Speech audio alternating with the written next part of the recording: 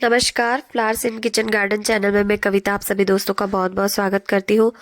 और आज का जो टॉपिक है हमारे प्लांट्स के ऊपर है कि हम नर्सरी से जब प्लांट्स लेकर के आते हैं तो किस तरीके से चेक करना चाहिए और लाकर किस तरीके से लगाना चाहिए, कब आपको उसमें पानी देना है और कब फर्टिलाइजर देना है और दोबारा फूल लेने तक की पूरी जानकारी इस वीडियो में दूंगी। तो पूरा वीडियो जरूर देखिएगा बिना स्किप किए और इस चैनल को सब्सक्राइब कर लीजिएगा। सबसे पहली बात कि जब आप नर्सरी पे प्लांट परचेस करने जाते हैं तो आपको किन बातों का ध्यान रखना है। फर्स्ट, आप जब भी प्लांट लेने जाते हैं तो आपको प्लांट किस तरीके का दिख रहा है। उसकी लीव्स येलो है, उसकी लीव्स डार्क ग्रीन है, उसकी लीव्स लाइट ग्रीन है, कैसा दिख रहा है। तो अगर आपको डार्क ग्रीन लीव्स वाला प्लांट है तो वही आपको चूज करना है। दूसरी बात यह कि आपको उसकी स्टेम को हाथ लगा के देखना है, उसको हल्का सा हिला के देखना है कि वो मिट्टी में उसकी जड़ें जमी हुई है या नहीं। आप हिलाओगे तो ऐसे ही आपको पता चल जाएगा। और जब आपको प्लांट आप खरीद लें तो उसे आपको घर लेकर के कहाँ ला करके रखना है। अगर आप सर्दियों में परचेस कर रहे हैं, अभी विंटर चल रहा है, तो आप विंटर में अगर परचेस किया है तो उसे ला करके आपको शेड में बिल्कुल नहीं रखना है। आप उसको फुल सनलाइट में रखना है, क्योंकि अभी सूरज की रोशनी इतनी ज़्यादा नहीं है कि पौधे स्ट्रेस में आ जाए।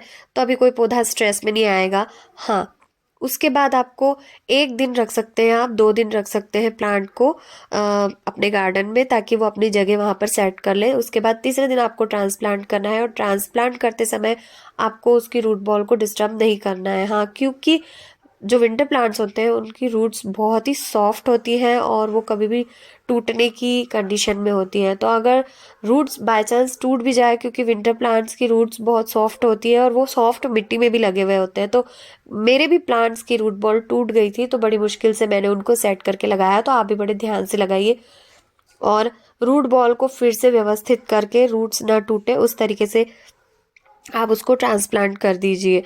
ट्रांसप्लांट करने के बाद आपको अगर रूट बॉल ज़्यादा गीली है तो उस समय पानी नहीं देना है। शाम के समय ही ट्रांसप्लांट कीजिए, क्योंकि रात के समय पानी उसका सूखेगा नहीं अगर मिट्टी गीली होगी रूट बॉल की तो। और दूसरे दिन जब रूट बॉल ड्राई मिट्टी के कांटेक्ट में आएगा तो वो थोड़ी सी रूट बॉल सूख जाएगी, तो दूसरे दिन आप उसमें पानी दे दीजिए। उसके बाद पानी तभी दीजिए जब उसकी मिट्टी पूरी तरह सूख जाए।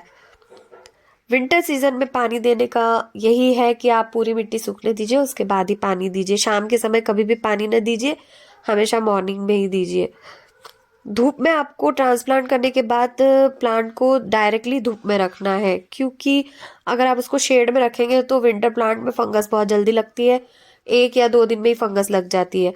एक चीज़ का और ध्यान रखें कि कितनी ही बार ऐसा होता है कि हम नर्सरी से प्लांट लेकर के आते हैं और वो मुरझा जाता है। तो वो इसीलिए मैंने आपको बताया है कि आप हाथ से उसे प्रेस कीजिए प्लांट को, उसकी स्टेम को, तो आपको पता चल जाएगा कि प्लांट कमज़ोर है या प्लांट हेल्दी है। अगर वो ज़्यादा हिल रहा है मतलब वो कमज़ोर है, और अगर धीरे मतलब वो जमा हुआ है तो वो बहुत ही जड़ से जमा हुआ रहेगा। वो आपको पता चल जाएगा आप टच करेंगे तो धूप में आपको डायरेक्टली ट्रांसप्लांट करके धूप में रख देना है। लेकिन हाँ, अगर कोई रूट बॉल ज़्यादा डिस्टर्ब हुई है तो उसे आप सेमी शेड में रख सकते हैं, यानी कि या तो उसके ऊपर मॉर्निंग की सनलाइट आनी चाहिए या इवनिंग की सनलाइट आनी चाहिए, यानी कि दोपहर की जो 2 घंटे की डार्क सनलाइट होती है। वैसे अभी दिसंबर का महीना चल रहा है तो अभी कोई इतनी सनलाइट हार्ड नहीं होती है, तो आप उसे डायरेक्ट धूप में रख सकते हैं। लेकिन अगर यही काम आप नवंबर में कर रहे हैं या फरवरी में कर रहे हैं तो आप उसे थोड़ी देर के लिए दोपहर की धूप से दूर रख सकते हैं। फर्टिलाइजर कब देना है, तो ट्रांसप्लांट करने के 15 दिन बाद ही आपको इसमें फर्टिलाइजर देना है, उसके पहले नहीं देना है। वो आपके ऊपर डिपेंड करता है कि आप कौन सा फर्टिलाइजर दे रहे हैं। आप उसके बाद आप कोई सा भी फर्टिलाइजर दे सकते हैं, लिक्विड, ड्राई या केमिकल, जो भी देना चाहते हैं। स्प्रे भी आपको 15 दिन बाद ही उस प्लांट पे करना है। वैसे विंटर प्लांट्स के ऊपर स्प्रे नहीं होता है, लेकिन अगर आप गुलाब की बात करते हैं तो गुलाब पर आपको नीम ऑयल का स्प्रे कर रहे हैं तो 7 दिन में एक बार, और अगर केमिकली स्प्रे कर रहे हैं तो आप 15 दिन में एक बार कर सकते हैं।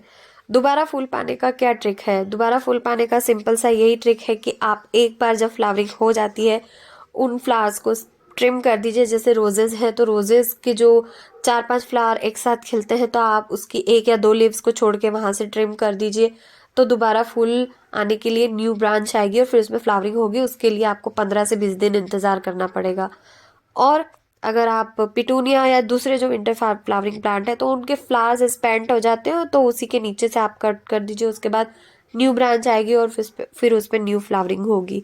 तो आई होप आज का ये वीडियो आपको पसंद आया होगा, जानकारी पसंद आया हो तो लाइक कीजिए, शेयर कीजिए और मेरे चैनल पर नए हो तो सब्सक्राइब ज़रूर कीजिए।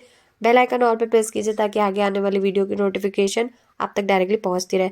मिलते हैं नेक्स्ट वीडियो में फिर किसी नई जानकारी के साथ। तब तक के लिए बाय, टेक केयर, जय श्री कृष्णा।